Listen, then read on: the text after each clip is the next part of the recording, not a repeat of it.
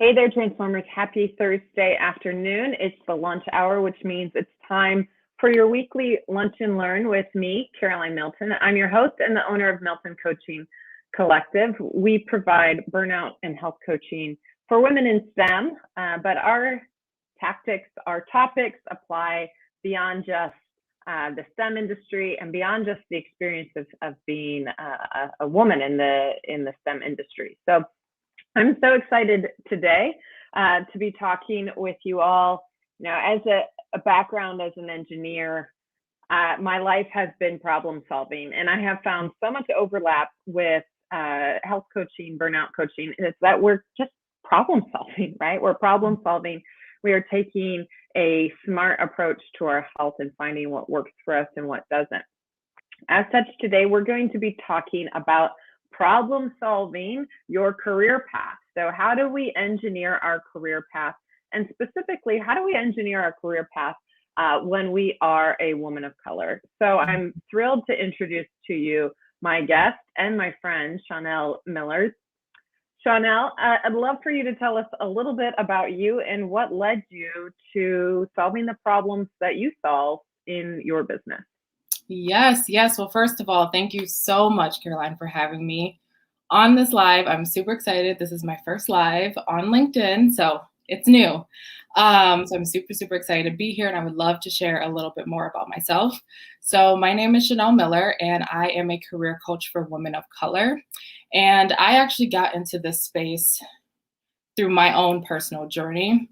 And it's funny because a lot of where we get to in our careers, it always comes from our past. You can always look and see the little tiny blueprints that are left behind that will lead you into what it is that you need to do within your purpose. So for me, I worked in the recruiting space for about 6 years. I was a recruiter as well as an account manager. I enjoyed the people that I worked around, but I did not enjoy necessarily the work that I did. And the reason being is the job was very transactional at the time, where meaning you would find a candidate, you would submit them to a role, but I always knew I wanted to know a little bit more. What led you to apply to this job? What is your motivating factor that's actually pushing you to leave your career? I knew that in order for me to be successful in that role, I needed to take more time to dive deeper. So it's funny because I would actually have conversations with my candidates and I'd be getting into like deep conversations with them. And people would be like, my coworkers would be like, why are you getting so like depth? Like typically we would just find out what location, what job title, boom, on to the next. But I always wanted to know more. And so in my own journey, I went through a lot of, this is something I work with my clients, is dealing with past traumas, dealing with my past and the things that I was going through. And I had a huge, a life change, which was getting engaged. And that actually is what opened up this whole door for me in terms of my past and what I saw growing up within marriage. And it just led me into this whole journey of finding out who I was, because my maiden name is Dunbar. And I felt like at that time, how can I become Shawnell Miller when I barely even know who Shawnell Dunbar is? And so that started this whole journey, which led me into coaching. So I was extremely in a really dark place. A lot of times you'd be like, this was the happiest time of my life. But like I said, it had opened up so many old wounds that I needed to address. And so I got into the space of meditation and just getting in alignment with being happy again and feeling at peace. And that then led me to one day I was meditating, and I now know, which we'll talk a little bit more about like my coaching, but I know it was the voice of God, which I mean, God necessarily isn't a big voice. It was my voice, but I now know that that was a nudge that told me, Google life coaching. And I was like, what is life coaching? I had no idea what this even was. And so it just opened up my awareness. And so I started researching, and long story short, I ended up getting certified as a health and life coach, which we actually went through the exact same program. And I felt like that at that point, it was more so for myself. There were so many basic things that I just felt like I was not given as a child or growing up and things like that. And so I took on to all that like a sponge. I was just absorbing it, and I was changing, and I was changing, and I was transforming and becoming a better version of myself. And I'm like, I need to share this. I need to share this with the world. And so I, decided I wanted to start my own business. So started my own business, again, still working in the recruiting space, but in this time, I was, again, now that I have more awareness about my worth and who I was able to recognize and see how undervalued and underappreciated I was in my job. Being maybe one of two only, women of color, it was very difficult. I mean, I've had tons, I'm not going to go into all the details, but experiencing those microaggressions of, having to ask a question, but then it coming off as aggressive when I would hear a coworker ask the exact same question, if not rude in general, and it wouldn't be anything. So I was just constantly working and working, and I was just like, who am I working for? Like, I felt like I was doing all these things, trying to move up within the corporate ladder and, putting all into it and was getting nothing in return. And so over time, I was just, again, extremely burnt out. And I'm like, I'm not happy. I'm not happy. And I had a conversation with my managers at the time and decided, you know what, it's time to take a leap of faith. I had no idea what my business was going to look like. And that's where I'm still even growing right now, which is the beautiful thing about career transformations, is that it's a transformation. It's a road. It's a journey. You have to go through it. And so, I took that leap of faith in 2019.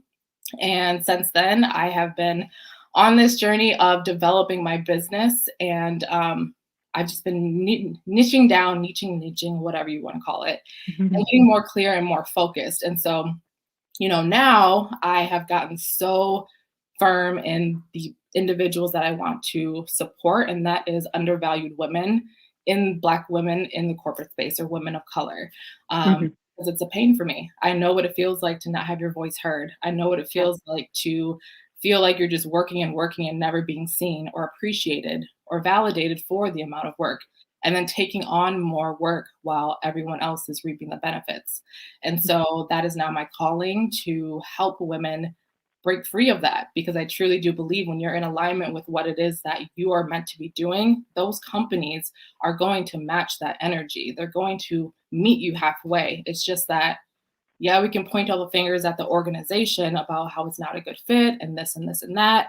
But at the end of the day, and I had to see this for myself, is that I had to look within. I had to change who I was and get so clear and firm in my beliefs, my strengths, my values, in order to make that connection with, in my case, the right clients. But for the viewers watching right now, it might be the right opportunity, the right organization. So that is a long story short about me. But yeah.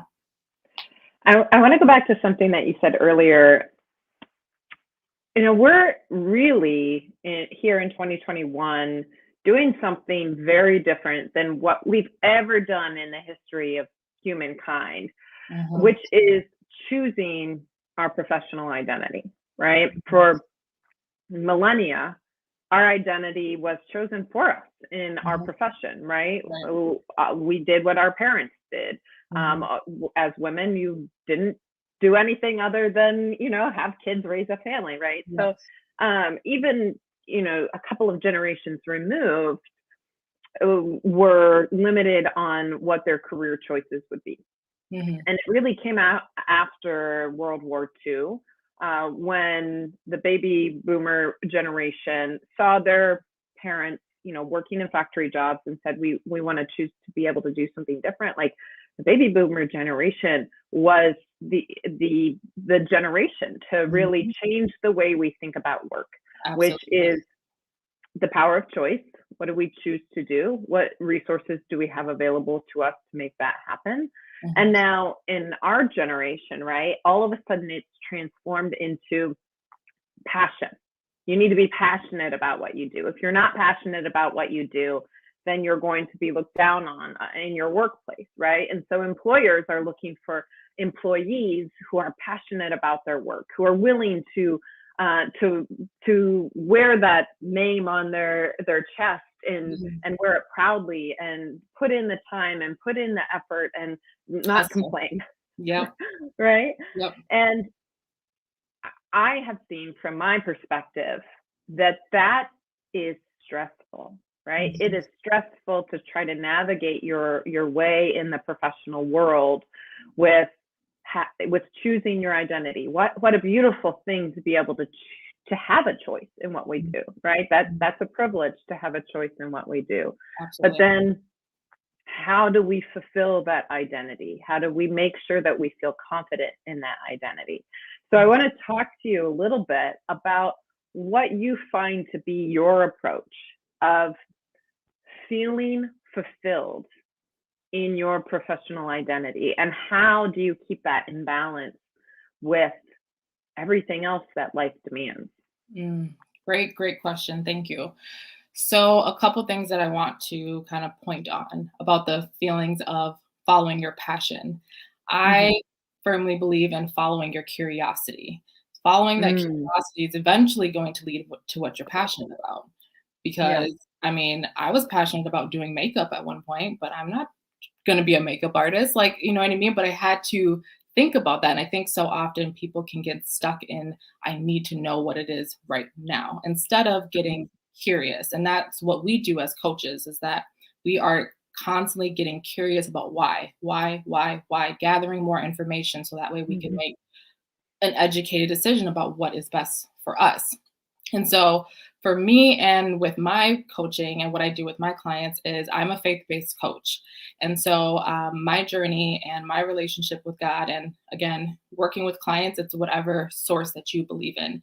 That is the first place that I start in my framework with all of my clients, is you getting connected with your source. At the end of the Mhm. day, no matter what strategy I can give you, and everything like that, if it doesn't resonate with you, if it doesn't bring you peace, if it doesn't bring you contentment, it's not going to work. Anything that I say is Mhm. not going to mesh. So developing, and I did not grow up in the church or anything like that. So my relationship with God started 3 years ago. So I like to call myself a like toddler Christian, but at the same time, I know a lot more, and I'm working on that too, because it's the belief that we tell ourselves. And now I'm like standing into that power of what it is that I know to be true within myself and my strengths. And I'm a very spiritual person. So I don't even know why I even said that.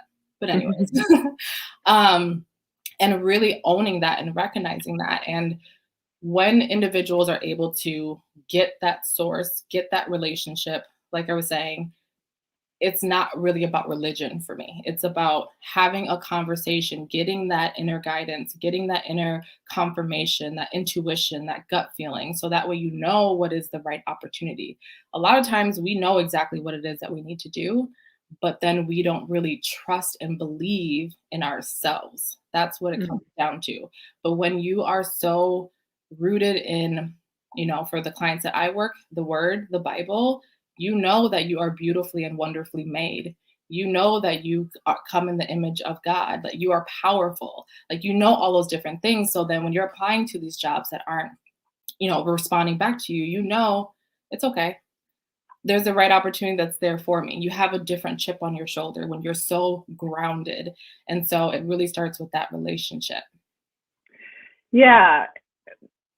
So one of the things that I like to do is focus on exactly the same concept, which is what are your values and your priorities, right? Mhm. So what are the things that you prioritize in your life? And this is something I talk about with individual clients and corporate clients, that we need to be welcoming of the fact that there are people within our organization whose values and priorities don't have work at the top, and that they're still Mhm. valuable to the organization, right? Absolutely. That they can still provide innovation, creativity, trust, loyalty. They can still provide all of those things because they recognize the role that their work plays in supporting their values and their priorities, right? Mhm. So getting really clear about what your individual values and priorities are can help you in understanding whether you're pursuing a job, a career that you're passionate about, Mhm. or that you enjoy doing, but isn't necessarily a passion, right? Mhm. But it's Mhm. something that that can get you out the door in the morning or into the Yep. home office, right? And help support and facilitate the things in life that are your highest values and your Mhm. priorities. Absolutely. So let's get into the kind of the meat of your specific approach with your target audience, right? Mhm. You work, as you said, with women of color. So what are some of the specifics of working with women of color in navigating their careers? What are some things that are uniquely true about that experience? Yeah, absolutely. The first thing is allowing them to be seen and heard Mhm. for all that they are. Anything is open on the table.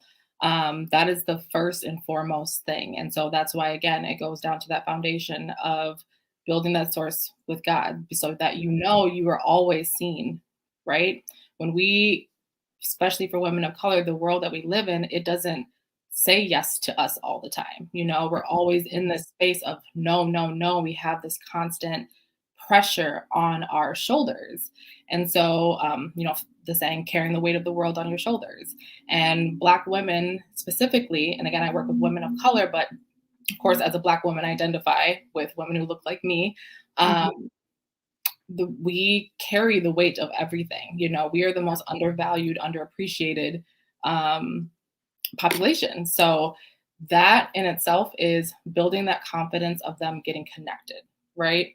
And so now once they actually have all of that and they know that I'm heard and that my prayers are being answered, because you might go into a corporate space where you are, speaking your mind and saying things or not, and you don't feel listened to. So again, having that foundation so that you can build that relationship. So once you have that, outside forces aren't going to necessarily matter as much. You're not going to be so affected when things don't necessarily go your way.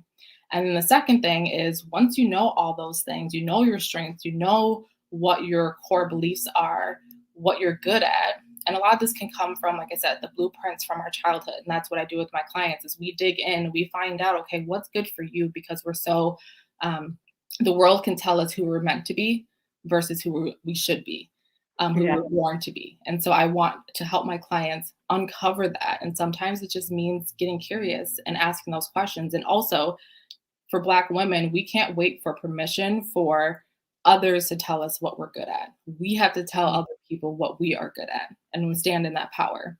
And so from there, once you identify those strengths, it's okay, what do I need to do next? What are the opportunities that I now can bring to the table? I like to think about um, interviewing, the job seeking process like a relationship. It's a two-way street. A lot of times my clients, when they're interviewing, they're like, I want to get this job, I need to get this interview. And it's that energy of like, I need, like they're going to give you Yeah. something to fulfill you versus, like I said, it's a two-way street. What do you bring to the table? When we're in a relationship dating, you're going to go on a few interviews. You're going to have some questions. You're going to tell them, hey, this is what I like and this is what I don't like. And I want to equip my clients to have that confidence for when they go into those interviews, that they're not feeling like it's a one-way street. It's a two-way street, right? You bring something to the Yeah. table as well. That reminds me of something I heard last week. Sorry to interrupt you. No, absolutely. Actually, I read it that we are 100% responsible for 50% of every relationship we're in. And Mhm. that includes the relationships that we're in with our employer, right? That we are 100% responsible for one side of that coin. And the other Mhm. side of that coin, our organization is responsible. And I think from my experience of not having the microaggressions that come with being a person of color, Mhm. but from my experience of like giving so much of myself, right, of giving more than 100%, right, Mhm. Mhm.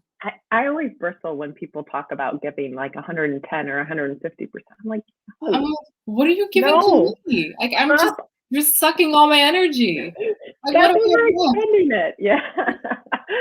So it made me think of that, right? Like that Yeah.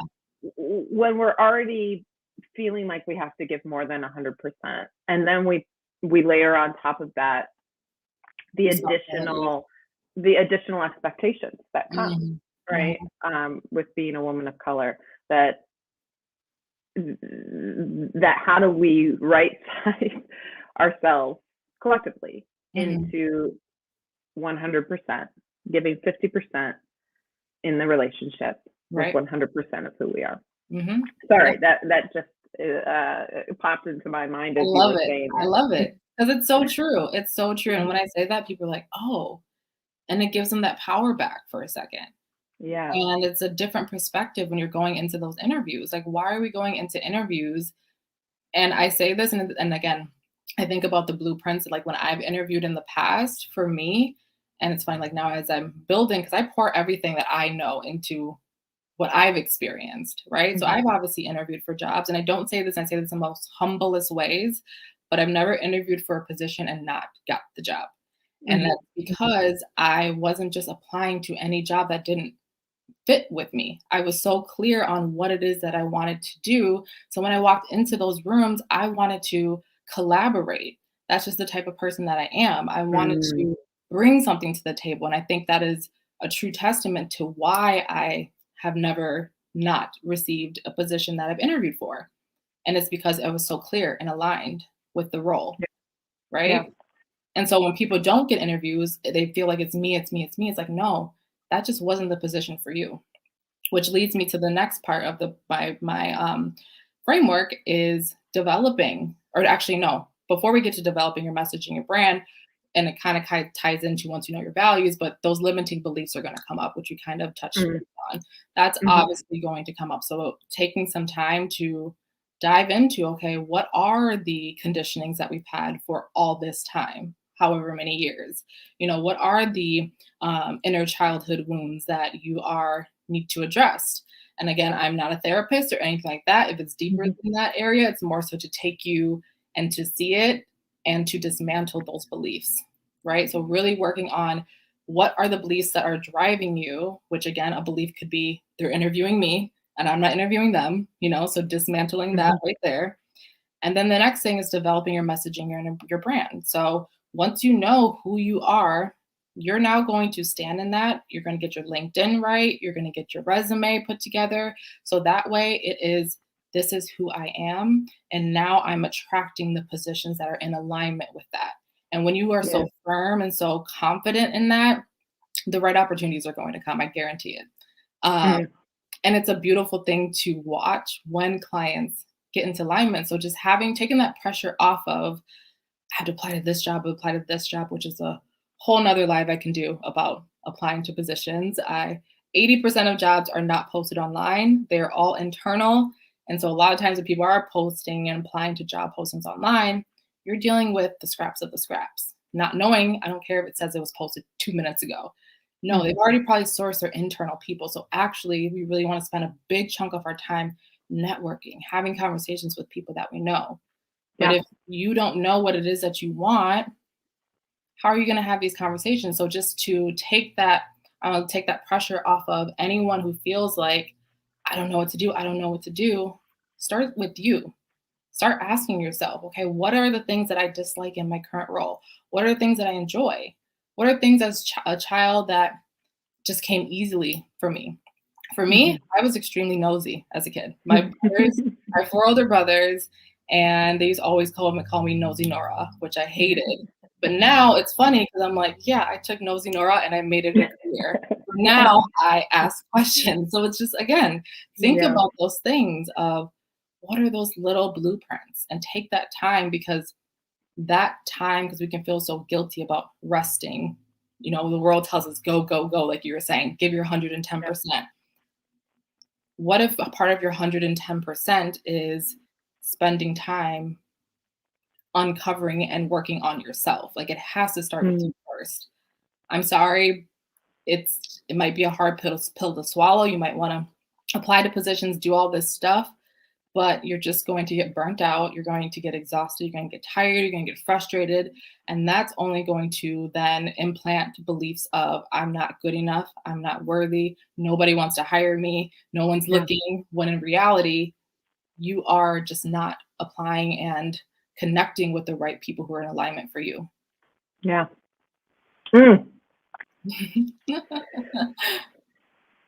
Folks, if you're watching with us live or if you're watching on replay, I hope that you've been able to gather everything that Shawnell has been sharing with us today, because it goes back to the core principles of engineering, right? We take the problem statement, we root cause it, right? We ask the questions why, like you said, we look at the blueprint. I love that you use that term blueprint, because we look at the blueprint and then we construct solutions based off of the root, right? We construct the solutions based off of that motivating factor that you mentioned early on. Yeah. So my final question that I want to ask you, related to this topic, because then I have even one more question after that. But I love it. What are some things that, for a woman of color who is interviewing, who is looking for jobs, that they should be looking for within employers to know that they are going to be seen and valued within that workplace? How do we separate out the organizations that are truly doing the work, right? Because last summer we saw a lot of organizations who came out with statements, who came out with, positions when it came to supporting diversity within the workplace.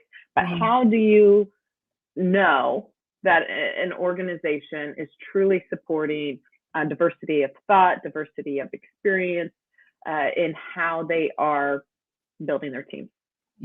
Great question. And I have, this is so good. This is the topic that I like. I love. I come to life when it comes to networking. It goes right back to that. The first thing that you want to do is, once you know what type of role that you have, because like, of course, a job description, a company page, they can tell you all the things. But the only people who are truly going to know what's happening, what it feels like to work in these company cultures, what it feels like when the manager walks into the room, what are the company chatter like what is the work-life balance, all those different things, you're not going to find that on a job description. You're going to find that talking to people and connecting with them. So for women of color specifically, I tell them, identify, okay, what are my target companies that I want to get into? Once you get clear on that, now this is the fun part. This is where you're going to start to make those connections with people who work in those companies. And I recommend, of course, you can reach out to, I tell people, reach out to people of like kind. Like if you're an engineer, for example, you're going to reach out to other engineers who have that similar background. You guys speak the same language. Me as a coach reaching out to engineer, I'm not going to really, it's not going to make sense necessarily. But specifically for women of color, which is important, especially if you want to know about the diversity and inclusion and everything like that, reaching out to other women of color, reaching out to them, because more times than not, people aren't necessarily actually asking them what they think about their role and giving them that space, and not even necessarily going into it. And again, it's about that curiosity. It's not going into it like, I'm applying for this job. Again, this is dating. You're finding out questions. You're asking your friend, hey, what do you think about this guy or girl or they? You know what I mean? You're trying to figure that out. Same thing. You have to just bring it down to the basics. And I want to dismantle the belief about networking and reaching out to people. If you're on LinkedIn, that's what it was created for. Point blank, period.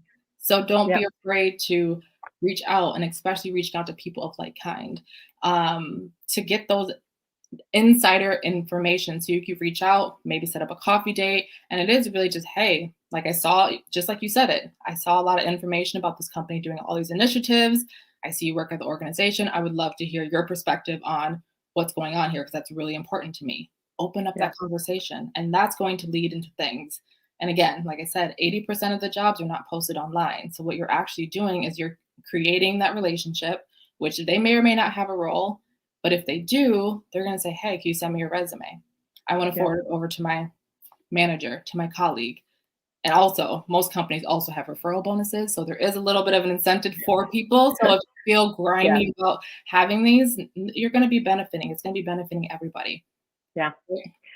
So I'm so glad that you said that, because I feel like, man, what a gift to have social media as a tool in our job hunt. And I know every social media platform has its shortcomings, its dark sides. I get that. But it is such an advantage to being able to better understand what an organization can do for you, and what you might have to, sacrifice too, working in an organization, whether or not you're comfortable with that. All right. Thank you so much. Yes. This was a fantastic conversation. I know we could go on for hours like this, because we do go on for hours like this. But if someone wanted to connect with you, how could they do so? Absolutely. You can connect with me in a couple of different ways. I am on LinkedIn. You can find me by Shawnell Miller on my LinkedIn. I have my company website, which is InTune-Living.com. That's where I focus on my faith-based career coaching for women of color. So you can definitely connect with me on there. If you want to schedule a call, I am actually in the process. I haven't fully developed it, but I am thinking about doing a group coaching. I think that'll be a really good capacity for people who are in that career space, because again, it can feel so alone when you are applying for work. So if you're interested in potentially doing a group coaching, message me on LinkedIn. We can talk separately, and then I'll see if I can get a group of people together. So otherwise, you can find me on Instagram as well. That's where I share a little bit more of my personal life. I'm a first-time mom to a little boy named Luca, who I absolutely love, and I'm a wife as well. That's where I share my faith, my life, just anything that kind of comes to my heart. So if you want to know a little bit more of the personal side, definitely follow me on there. But I also pretty much share what I share on Instagram, on LinkedIn too, because I want to be fully transparent and just me at the end of the day, standing in my power. That's right. Wonderful. Well, please make sure that you connect with Shawnell. She's incredible. Your wisdom is remarkable. Thank you. Folks, thanks for joining us today. Next Thursday, we'll be at a little bit of a different time. We're going to be a little bit earlier in the day. My ghost, it's Thursday. It's almost the weekend. I promise I'm going to get through this, folks. My guest next Thursday is our good friend, Kelly. She's going to be joining us. She's the quirky business coach. So she's going to be joining us about how to really get into the brain that's going in a million different directions at once and figure out how you step into the next phase of your life. So I'm excited for that conversation. If you're not following me on LinkedIn, make sure you click follow. If you're watching on YouTube, click subscribe. That way you can be alerted anytime we're going live with these incredible conversations. Until next week, I hope you all have a wonderful Thursday, a fantastic weekend. Shawnell, thanks for being here with me. Thank you so much for inviting me. This was awesome. You are awesome. And I love what you're doing. Keep what you're doing. And this is just such a great opportunity, and you are seriously bringing so much light to this world. So thank you. Thank you. Have a good one. Bye.